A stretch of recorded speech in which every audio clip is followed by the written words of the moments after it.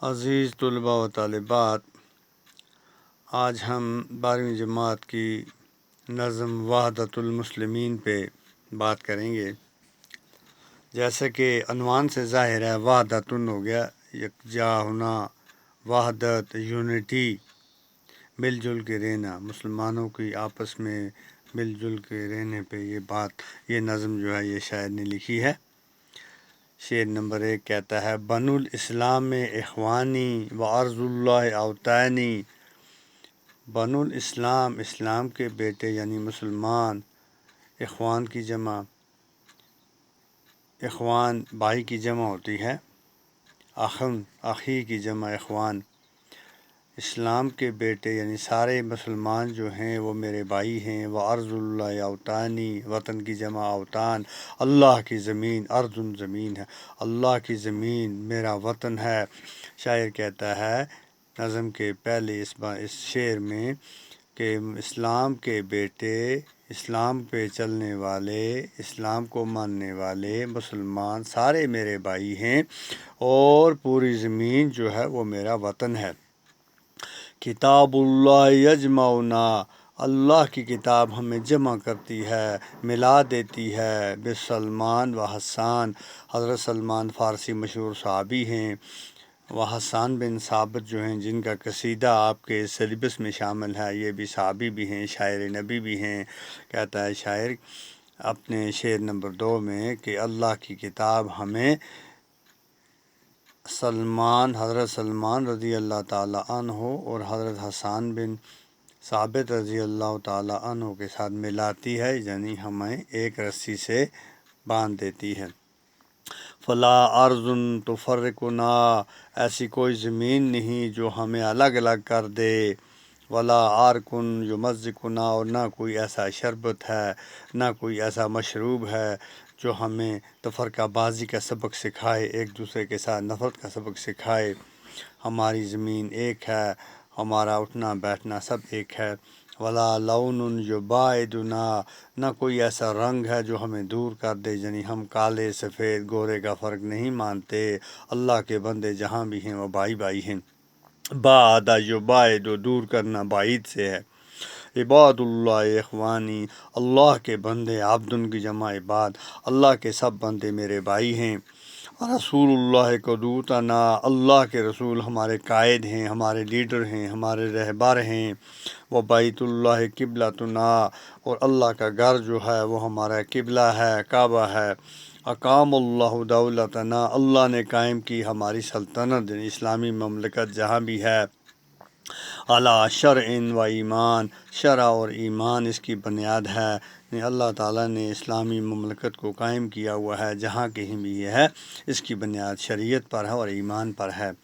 فتحنا الغرب والشرق، ہم نے فتح کیا غرب کو اور شرق کو، یعنی مغرب کو اور مشرق کو فتح کیا ہم نے۔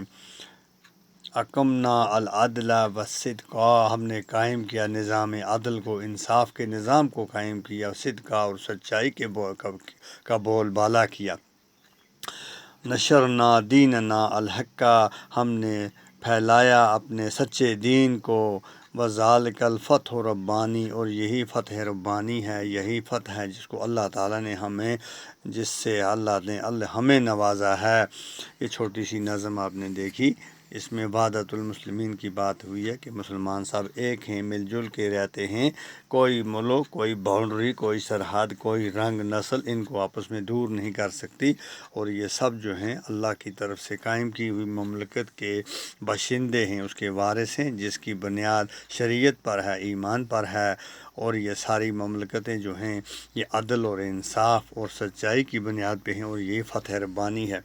آئیے آپ دیکھتے ہیں، یہ کہتا ہے سوال نمبر 1: ماذا تعرف عن سلمان و حسان، کیا جانتے ہو آپ سلمان اور حسان کے بارے میں؟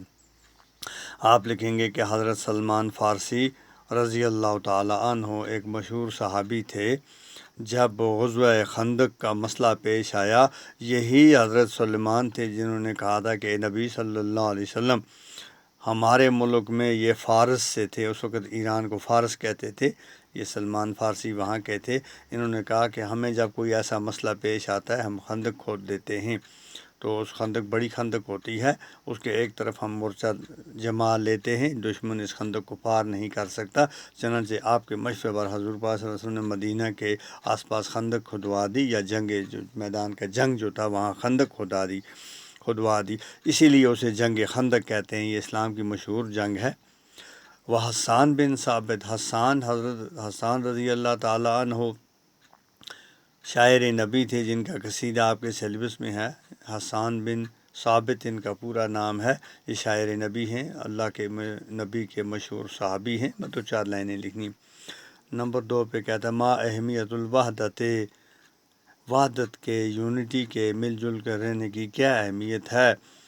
ہم انگریزی میں کہتے ہیں یونائٹیڈ وی اسٹینڈ، ڈیوائیڈیڈ وی فال۔ مل جل کے رہیں گے تو قائم رہیں گے، ہمارا بول بالا ہوگا، ہماری دشمنوں پر وحشت ہوگی، دبدبہ ہوگا، وہ ہم سے ڈریں گے۔ اگر ہم الگ الگ رہیں گے، یہ کہتا ہے وَضَرُرُ الْفِرْقَةِ، فرقہ پرستی کا نقصان کیا ہے؟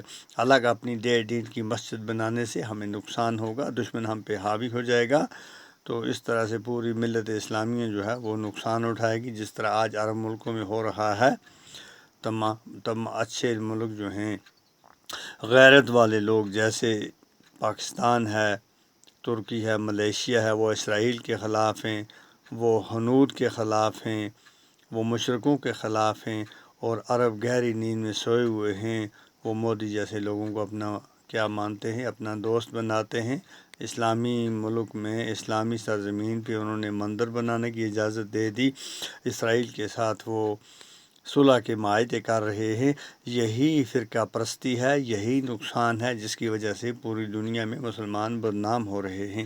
لہٰذا اہمیت کی بہت بڑی، وحدت کی بہت بڑی اہمیت ہے، اور فرقہ پرستی جو ہے اس سے بہت نقصان پہنچتا ہے۔ اللہ ہمیں اس سے بچائے۔